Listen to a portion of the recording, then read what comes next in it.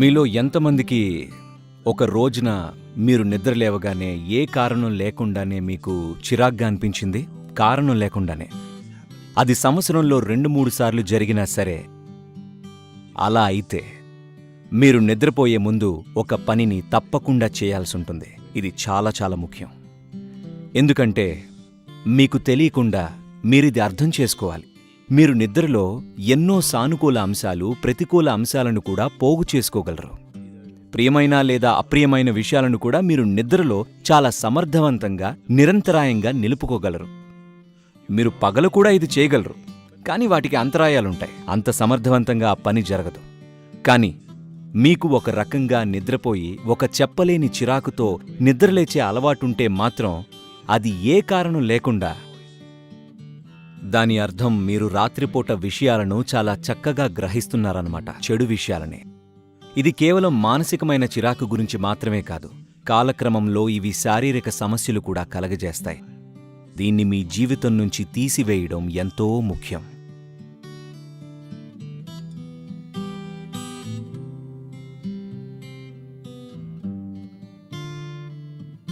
మీరు రాత్రి నిద్రపోయే ముందు కొన్ని విషయాలను సరిచూసుకోవాల్సి ఉంటుంది.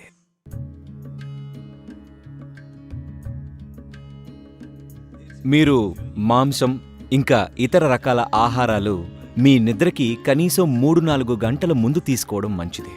అవి జీర్ణమైపోవాలి.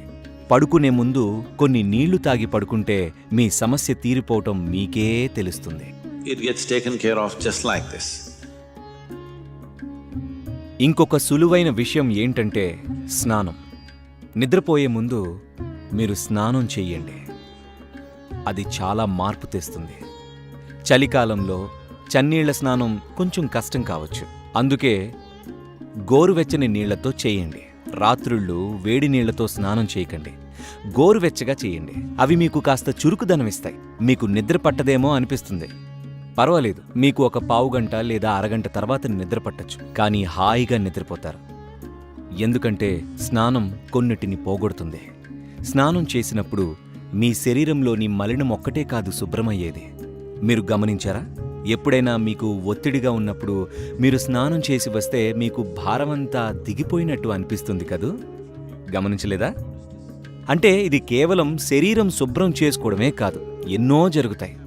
మీ శరీరం మీద నుంచి నీరు ప్రవహించినప్పుడు ఈ స్నానం అనేది ఒక చిన్నపాటి భూతశుద్ధి.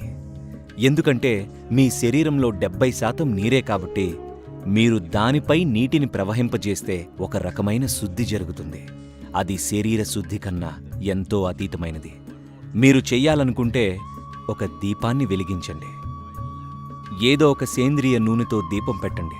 ఒక కాటన్ ఒత్తు వేసి కాస్త నూనె వేసి, మీరు వాడే ఏ నూనెైనా సరే, మీరు ఇక్కడ ఏం వాడతారు? అవిసె గింజల నూనె, రైస్ బ్రాన్ నూనె, నువ్వుల నూనె, మీరు ఏం వాడతారు? ఆలివ్ నూనె అయినా సరే, ఏదైనా సేంద్రియ నూనె వేసి ఒక ఒత్తు వేసి ఒక చిన్న దీపం పెట్టండి. మీరు పడుకునే గదిలో ఒక మూల. మీ నిద్ర సమస్యలు పూర్తిగా మాయమైపోతాయి. మీరు ఒక మంత్రం అనుకున్నా లేదా ఏదైనా రాత్రి చేసే యోగిక పద్ధతి పడుకునే ముందు మంచం మీదే కూర్చొని చేయండి. ఒకవేళ మీరు ఈశాక్రియ చెయ్యాలనుకుంటే అది ఇంటర్నెట్లో దొరుకుతుంది. భారతదేశంలో సాధారణంగా మీకు చెప్పేదేంటంటే ఎప్పుడూ ఉత్తరానికి తల పెట్టుకుని పడుకోకూడదు అని. ఇది విన్నారా ఎప్పుడైనా? మీరు ఉత్తరానికి తల పెట్టి పడుకుంటే రాత్రిపూట మీరు సమాంత స్థితిలో ఉన్నప్పుడు నెమ్మదిగా మీ రక్తమంతా మీ మెదడు వైపు జారుతుంది. తలలో రక్త ప్రసరణ ఎక్కువగా ఉన్నప్పుడు మీరు ప్రశాంతంగా పడుకోలేరు. మీ తలలో ఏదైనా తెలియని బలహీనమైన అంతర్గత సమస్యలు ఉంటే, లేదా మీరు వయసు పైబడిన వారైతే మీరు నిద్రలోనే చనిపోయే ఆస్కారం ఉంది. తలలో హేమరేజ్ జరగచ్చు, ఎందుకంటే ఎక్కువ రక్తం తలలోకి ప్రవహిస్తుంది కాబట్టి. మీ రక్తనాళాలు వెంట్రుక మందంలో ఉంటే అధిక రక్తం పారినప్పుడు అది నెట్టినట్టవుతుంది. కారణం అయస్కాంత శక్తి. మీరు నిట్ట నిలువుగా ఉన్నప్పుడు అలా జరగదు. మీరు సమాంతర స్థితిలో పడుకున్నప్పుడు ఆ అయస్కాంత శక్తి ఆకర్షిస్తుంది. అది చాలా బలంగా రక్తాన్ని మెదడు వైపుకి పంపిణీ చేస్తుంది. దీన్ని నివారించేందుకు ఇది కేవలం ఉత్తరగోళంలోనే జరుగుతుంది. మీరు ఆస్ట్రేలియా వెళ్తే మీరు తలని దక్షిణం వైపు పెట్టుకోకూడదు. మీరు ఇండియాలో ఉంటే తల ఉత్తరం వైపు పెట్టుకోకూడదు. మరే వైపైనా పెట్టుకోవచ్చు, పర్వాలేదు. ఇది గుర్తుపెట్టుకోండి, మీరు ఎప్పుడైనా చనిపోతారు, సరేనా?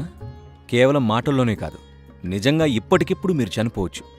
మీరు ఏ వయసులో ఉన్నా సంబంధం లేదు, మీరు ఈ క్షణమే చనిపోవచ్చు. అవునా కాదా? మీరు నిద్రపోయేటప్పుడు మంచం మీద కూర్చొని అది మీ మరణశయ్య అనుకోండి. మీరు ఇంకొక్క నిమిషం మాత్రమే బ్రతుకుతారు. ఒక్కసారి వెనక్కి తిరిగి చూసుకోండి. మీరు ఇవాళ చేసిన పనులు సరైనవేనా అని ఆలోచించండి. ఈ ఒక్క చిన్న పని చేసి చూడండి. మనకు తెలియదు కదా, అది నిజంగా జరిగినప్పుడు మీరు ఇక్కడ ఉన్నా లేక ఆసుపత్రిలో అలా అన్ని రకాల ట్యూబుల మధ్య ఉన్నా కూడా ఎలా జరుగుతుందో ఎవరికి తెలుసు. కానీ అప్పటిదాకా ప్రతిరోజు మీ మరణశయ్య మీద కూర్చొని వెనక్కి తిరిగి చూసుకొని గత 24 గంటలు నేను నిర్వహించిన విధానం విలువ పెంచేదేనా అని. ఎందుకంటే చనిపోతున్నారు కదా. మీరు ఇది చేస్తే మీరు ఒక అర్థవంతమైన జీవితాన్ని గడుపుతారు. పడుకునే ముందు మీరందరూ ఈ పని చేయాలి. మీరు నిద్రలోకి వెళ్లే ముందు ఆఖరి 3 నిమిషాలు మీరు పోగు చేసుకున్నవన్నీ, ఈ శరీరం, బుర్రలో ఆలోచనలు, విషయాలు, చిన్న విషయాలను వదిలేయకండి. చిన్న విషయాలే నిజానికి పెద్ద విషయాలు.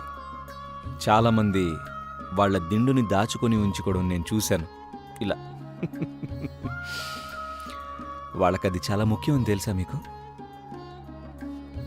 మరి మీ దిండు, మీ చెప్పులు, ఒకవేళ మీకు బంధాలుంటే అవి పోగు చేసుకున్న అన్నిటినీ పక్కన పెట్టేసేయండి. నిద్రపోండి. మీరు ఆ స్థితిలో నిద్రపోతే మీరు మరింత వెలుగుతో, మరింత శక్తితో, మీరు ఊహించిన దానికంటే ఎక్కువ సంభావనలతో నిద్రలేస్తారు. కేవలం ఒక జీవంలో నిద్రపోండి. ఒక మగవాడిగానో, ఒక స్త్రీగానో, దానిలాగానో, దీనిలాగానో కాదు. అంతా వదిలేసేయండి హాయిగా. చూసారా, ఇది చాలా సులభంగా ఉంది కదా, నిద్ర సాధన. కనీసం ఇదైనా చెయ్యాలి మీరు.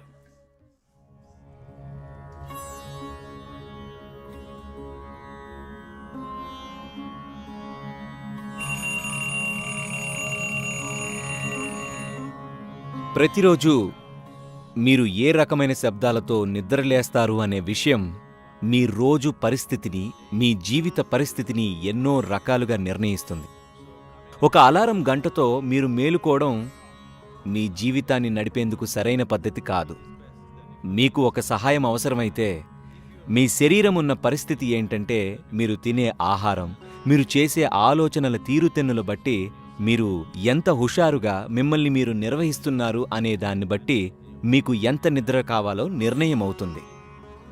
ఉదాహరణకి మీకు ఒక మీకు 8 నుంచి 12 గంటల నిద్ర కావాలనుకుందాం. నేను తప్పు నెంబర్ చెప్పేశా. మీకు ఎంత నిద్ర కావాలనుకున్నా మీకు తెలుసు ఎంత కావాలో. కాబట్టి మీరు కాస్త తొందరగా నిద్రపోతే మీకు సహజంగా మెలకువ వస్తుంది. మీకు సహజంగా మెలకువ వస్తే మీకు అనుమానం రావచ్చు, అసలు మీరు లేస్తారా అని. మీరు ఒక జపం చేసుకోవచ్చు. వైరాగ్య జపం అని ఒకటి ఉంటుంది, అది మీరు డౌన్లోడ్ చేసుకొని వాడుకోవచ్చు.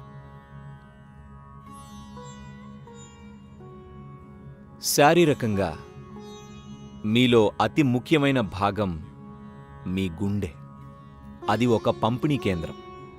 మీ రక్తాన్ని శరీరమంతా పంపిణీ చేస్తూ మీకు జీవితాన్నిస్తుంది. ఇది జరగకపోతే ఇంకేదీ జరగదు. అది ఎడం వైపు నుంచి మొదలవుతుంది. మేం చెప్పాం కదా, భారతదేశంలో అందరూ మీకు చెప్తూ ఉంటారు, లేచేటప్పుడు కుడివైపుకు తిరిగి లేవాలి. చెప్పారు కదా, ఎడం పక్కకి తిరిగి లేస్తే చెడు జరుగుతుంది అని చెప్తూ ఉంటారు. చెప్పారా ఎవరైనా? చెడు విషయాలంటే వేరే ఏం లేవు. శరీరం విశ్రాంతి స్థితిలో ఉన్నప్పుడు జీవక్రియ తక్కువగా ఉంటుంది. మీరు లేచినప్పుడు క్రియ పెరుగుతుంది. అందుకే భారతదేశంలో ఇవన్నీ మీ జీవితంలో ఇమిడిపోయి ఉన్నాయి. వీటన్నిటినీ మీరు వదిలేస్తున్నారు. జీవన విజ్ఞానం అంతా మీ జీవితాల్లో ఇమిడ్చారు పెద్దలు. మీరు ఉదయం లేవగానే చేతులు ఇలా రుద్దుకొని ఇలా చూడాలి. చూడడమే కాదు, ఇలా కళ్ళ మీద పెట్టుకోవాలి. అలా చేస్తే దేవుడు కనిపిస్తారన్నారు. దేవుణ్ణి చూడ్డం గురించి కాదిది. మీ చేతులని ఇలా రుద్దినప్పుడు మీ నాడీ కేంద్రాలన్నీ కేంద్రీకృతమై ముఖ్యమైన నాడుల అంచులన్నీ మామూలు స్థితికొస్తాయి. అలా చేస్తే వ్యవస్థ వెంటనే మేల్కుంటుంది. మీకింకా నిద్రగా అనిపించిందనుకోండి, ఇది చేసి చూడండి, అంతా మేల్కుంటుంది. కాబట్టి ఉదయం మీరు శరీరాన్ని కదిలించే ముందు దాన్ని మేల్కొల్పండి ముందు. ఆ తర్వాత మీ కళ్ళ మీద ఇలా పెట్టుకోండి. వెంటనే మీ కళ్ళతో ఇతర ఇంద్రియాలతో కలిసిన నరనాడులన్నీ మేల్కొంటాయి. మీరు కదిలే ముందు మీ శరీరం, మీ మెదడు క్రియాశీలమవ్వాలి. మీరు నీరసంగా నిద్రలేవకూడదు. అదే ఉద్దేశం. అర్థమైందా? ఆ పని చేసి ఆ తర్వాత కుడి పక్కకి తిరిగి లేవండి.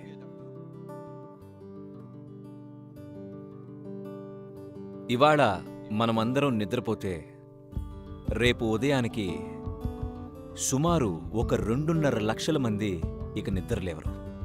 ప్రపంచంలో సహజ మరణం అదే. ఒక్కవేళ రేపు మీరు నిద్రలేస్తే మీ గ్యారంటీ ఉందా? మీ దగ్గర ఏమైనా గ్యారంటీ కార్డు ఉందా? ఏం లేదుగా.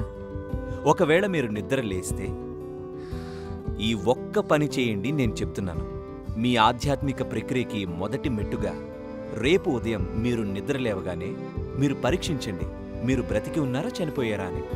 మీరు జీవించి ఉంటే ఒక చిన్న సైజు సంబరం అవసరమే కదా. అంటే మీరు లేచి డాన్స్ చేయక్కర్లేదు, కనీసం మీరు నవ్వచ్చు, అమ్మయ్య నేను ఇంకా ఉన్నాను అని. 2.5 లక్షల మంది చనిపోయారు, వాళ్ళు మనలాంటి వారే కదా, ఉఫ్ అని వెళ్ళిపోయారు, అవునా?